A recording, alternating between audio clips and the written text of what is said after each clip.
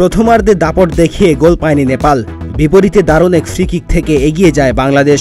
বিরতির পর তারা ম্যাচের নিয়ন্ত্রণ নিয়ে আরও 2 গোল করে। শেষ দিকে এসে স্বাগতিকরা 1 গোল শোধ দিলেও হার এড়াতে পারেনি। এরপর বাংলাদেশ আরও 1 গোল পায়। তাতেই সাফ অনূর্ধ্ব 20 চ্যাম্পিয়নশিপের ফাইনালে নেপালকে হারিয়ে প্রথমবারের মতো শিরোপা উৎসব করে বাংলাদেশ। মিরাজুল 2টি গোল ছাড়াও রাব্বি হোসেনের গোলে করেছেন অ্যাসিস্ট। এছাড়া চতুর্থ গোলটি এসেছে পিয়াস আহমেদের নোভার লক্ষ্যভেদে।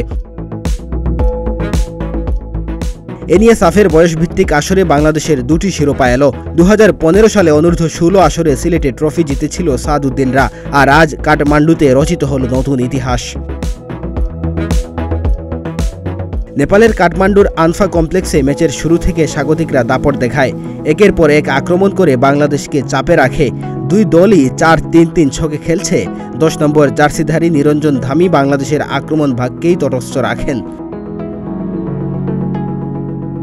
ম্যাচের 9 মিনিটে নেপাল প্রথম আক্রমণ করে।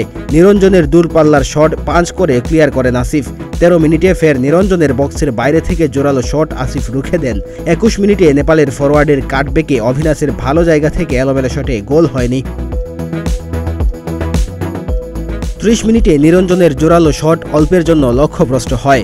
বাংলাদেশ মাঝে মধ্যে আক্রমণ করেও গোল পায়নি। তবে ধারার বিপরীতে যোগ করার সময়ে বাংলাদেশ এগিয়ে যায়। বক্সের বাইরে থেকে মিরাজুলের ফ্রি কিক থেকে নেওয়া বাঁকানো শট সাইড পোস্টের ভেতরে লেগে বিপরীতের দিকে জালে জড়িয়ে যায়। ড্রেসিং রুম থেকে ঘুরে এসে বাংলাদেশ আক্রমণের ধারা অব্যাহত রাখে। আরও 3 গোল আসে এই অর্থে। 55 মিনিটে মিরাজ জোড়া গোল করে বাংলাদেশকে ফের এগিয়ে নেন। আসাদুল ইসলাম সাকিবের ক্রসে আসাদুল মোল্লা হেড করে গোল মুখে দেন। মিরাজ চলতি বলে মাথা ছুঁয়ে গোলের আনুষ্ঠানিকতা সারেন। 71 মিনিটে মিরাজ এবার গোল করান রাব্বি হাসান রাহুলকে দিয়ে।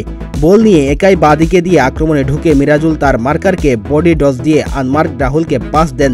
রাহুল ডান পায়ের নিখুঁত শটে ডান দিক দিয়ে গোল করেন। 81 মিনিটে রাম থাপার ক্রসে আসিফ ফ্লাইট মিস করলে সামির তামাং হেডে গোল করে ব্যবধান কমান।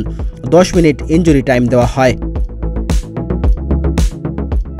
যোগ করার সময় রাব্বি হোসেনের ক্রসে পিয়াস আহমেদের নোভার প্লেসিং গোলকিপারের শরীরে লেগে গোল লাইন অতিক্রম করে। এক ডিফেন্ডার ক্লিয়ার করলেও রেফারির জাফরান মোহাম্মদ গোলের বাঁশি বাজান। ফলে 4 গোলে জিতে বাংলাদেশের শিরোপা নিশ্চিত হয়। ডেস্ক রিপোর্ট, প্রতিদিনের বাংলাদেশ।